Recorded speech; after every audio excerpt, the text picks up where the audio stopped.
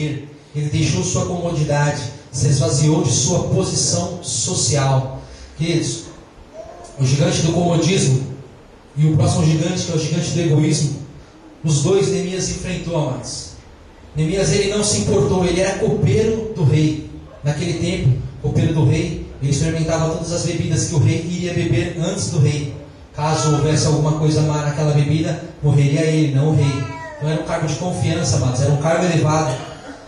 E a Bíblia não diz, mas nós imaginamos, como ele era copeiro do rei, ele tinha ali um conforto, ele tinha ali toda uma comodidade, que ele não precisava se preocupar com Jerusalém. Se eu não me engano, amados, Neemias, ele não nasceu em Jerusalém. Ele nasceu no meio do cativeiro babilônico e tal, que foi para lá. Se eu não me engano, ele nem conhecia Jerusalém. Mas, queridos, quando a Bíblia diz assim, Neemias capítulo 1, verso 2: Anani, um dos meus irmãos, chegou de Judá com um grupo de outros judeus.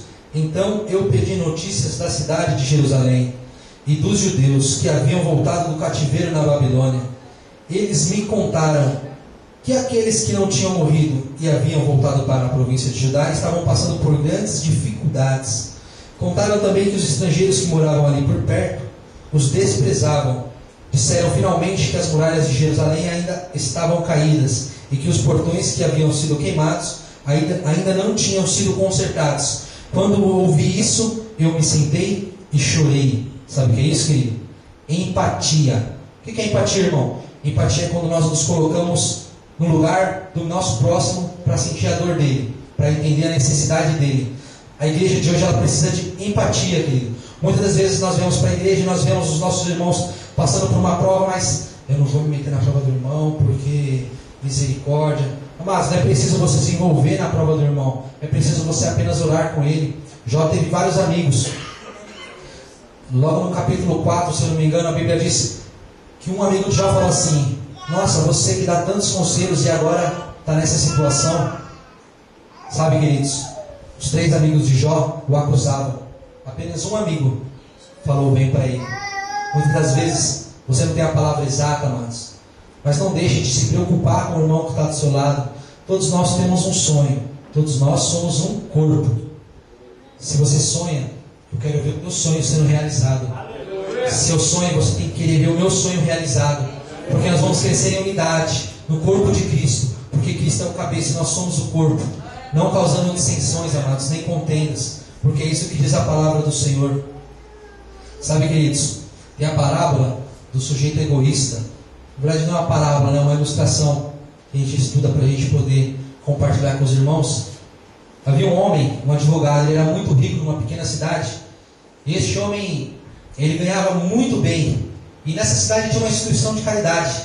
E nessa instituição, amados, foi percebido que esse advogado, ele nunca tinha ajudado essa instituição.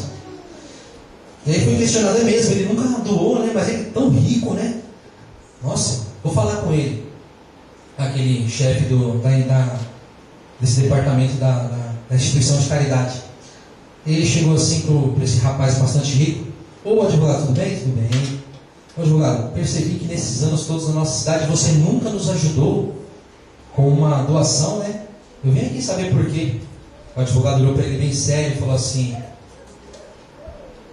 você sabia que eu tenho uma irmã e ela tem 5 filhos e o marido dela morreu? E o rapaz começou a ficar meio sem jeito. Não, desculpa, não sabia. Você não sabia, né? Você sabia também que eu tenho uma mãe que os remédios dela é tão caro, que eu gasto metade do meu salário com os remédios dela? Ele disse: desculpa, não sabia. Se eu soubesse eu nem tinha vindo aqui e tal. Ele falou assim, e o egoísta acabou finalizando, ele falou assim: se eu não ajudo nem eles, vou ajudar você? Quer dizer, o cara não ajudava nem a família dele, amados, quanto mais ajudar o seu próximo. Parábola do sujeito egoísta. Sabe, queridos, o gigante do egoísmo. Não seja egoísta, amados. Se preocupe com o seu irmão. Outra pessoa na Bíblia que também enfrentou o gigante do egoísmo. Esses são gigantes, amados, que muitas das vezes estão dentro de nós. Às vezes nós achamos que Satanás vai enviar esses problemas, mas muitas vezes os problemas estão dentro de nós mesmos. Às vezes nós alimentamos, nós crescemos e damos vida para esses gigantes fazerem o que quiserem das nossas vidas. A viúva de Sarepta, queridos, quem não se lembra que Eliseu chegou e disse para aquela viúva, a mulher era viúva, só tinha um filho e só tinha um pouquinho de farinha para fazer o bolo dela. O Eliseu pediu água e depois Eliseu pediu para ela fazer um bolo. Amados, só tem um filho. E ela até falou, nossa última refeição nós ia comer e morrer. E quando Eliseu falou para ela assim, faz um bolo para mim, Eliseu não garantiu nada para ela. Eliseu não falou assim, faz um bolo para mim que Deus vai te abençoar. Eliseu não falou isso. Eliseu falou, faz um bolo para mim. Amados, eu tenho um filho, é minha última refeição. Imagina a luta dentro dela. Dou ou não dou? Faço bolo ou não faço? Vou fazer. E Deus honrou essa ação que ela fez. Ela não foi egoísta. E aquilo ali salvou a vida dela, amados. Muitas das vezes você acha, não posso ajudar o irmão porque estou preocupado demais com os meus problemas. Ou está no comodismo do seu status, não tem medo de se envolver porque acha que não dá. Ô irmão, vamos orar para o irmão ali.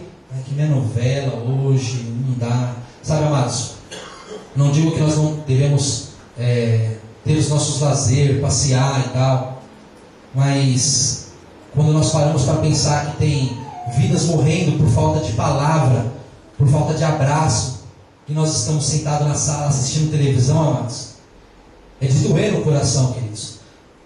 Eu vim aqui esta noite, em nome de Jesus, para que nós possamos tomar coragem, para que nós possamos tomar vergonha e assumir o nosso papel na obra do Senhor, no corpo de Cristo, e fazer a vontade do Senhor Jesus. Amém, igreja?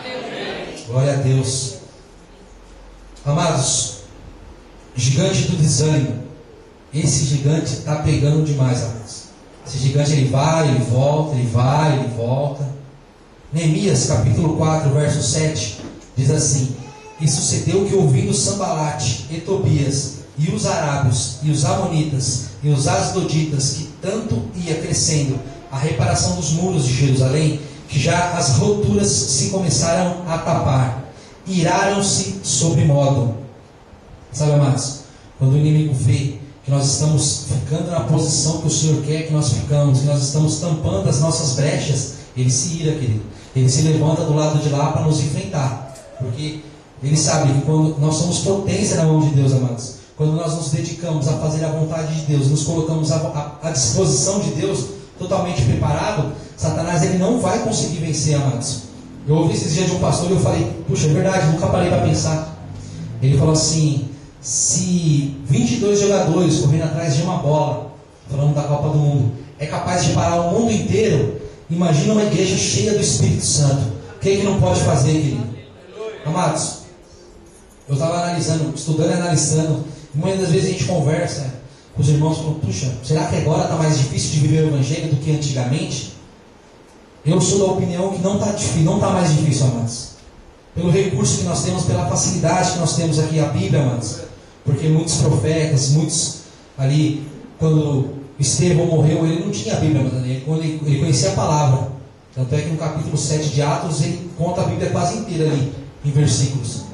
Eu acredito que não está mais difícil, amados. É nós que colocamos as dificuldades, os empecilhos, para fazer a vontade do Senhor. E a Bíblia continua dizendo assim no versículo 8: e ligaram-se entre si todos para virem atacar Jerusalém. Amados, o inimigo, ele é unido. Às vezes a igreja de Cristo, ela se separa, ela entra em contenda por tantas besteiras, amados. Mas a Bíblia já diz que os ímpios, que os filhos das trevas, eles são mais sábios. E muitas das vezes é verdade, querido. Porque muitas das vezes nós colocamos empecilhos, problemas pessoais. Nós nos sentimos ameaçados por aquele evangelho que é vendido por aí, um evangelho religioso, pesado, que faz com que nós sentimos que o fardo é grande de levar o evangelho. Tem um versículo que diz assim sobre o peso do evangelho, queridos. 1 João 5,3: pois amar a Deus é obedecer aos seus mandamentos, e os seus mandamentos não são difíceis de obedecer. O evangelho não é pesado, queridos. É nós que fazemos com a nossa religiosidade,